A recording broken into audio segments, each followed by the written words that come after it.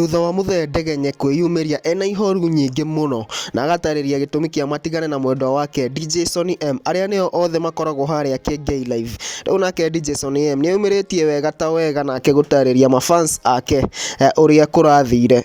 Hapo hivyo nimechini na Holy J. Subscribe to Holy J. Holy J TV. Are you holy? Hello guys, and welcome back to Holy J TV. Of course, it's your boy Holy J, your number one infotainment news plug. Na manze, kama uja subscribe kwa hii channel, kindly consider doing that because great content is coming, and thank you so much manze, ile support mnaendelea kunionyesha as usual. I salute you guys. Sasa kuna story ilitokea pale hivyo jana mtandaoni na ika raise a lot of reactions.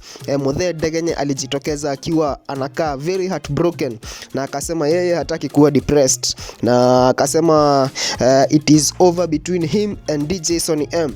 Why? Because of the trolls zenye ziko pale mtandaoni wakati wanafanya kazi na DJ Sonnie M, na ameona I can't handle this anymore, na the only solution ni kuachana na DJ Sonnie M na wafanye kazi wakiwa kama workmates. Kumbuka walikuwa wanafanya kazi pale hivyo Gay Live.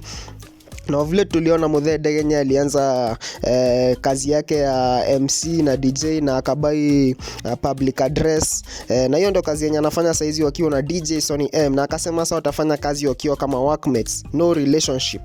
Na ikakuwa story big sana, ina trend pale mtandaoni, watu wakiuliza why is this happening. Na tuliona DJ Sonnie M pia alikuja pale hivyo kureply kwa hii story after some time. I think after the hit imekuwa too much on her side, na katoa post pale hivyo mtandao wa Facebook akisema hivi: don't believe everything you see online, content creators hello.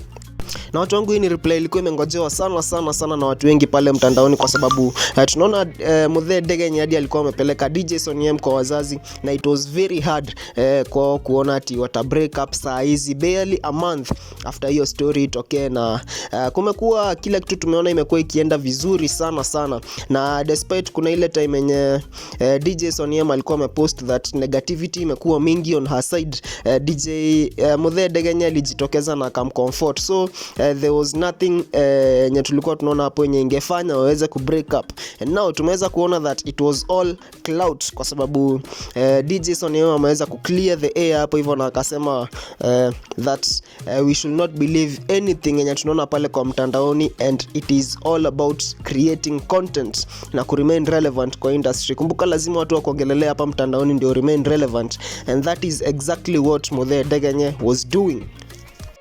Watu wangu, comment hapo tupe maoni yako kuhusu hii story. Tuendelee kusubscribe, like, share, comment. Tunaendelea kusonga vizuri. In the meantime, it's been your boy Holy J, and adios. I'm gonna see you guys in the next video.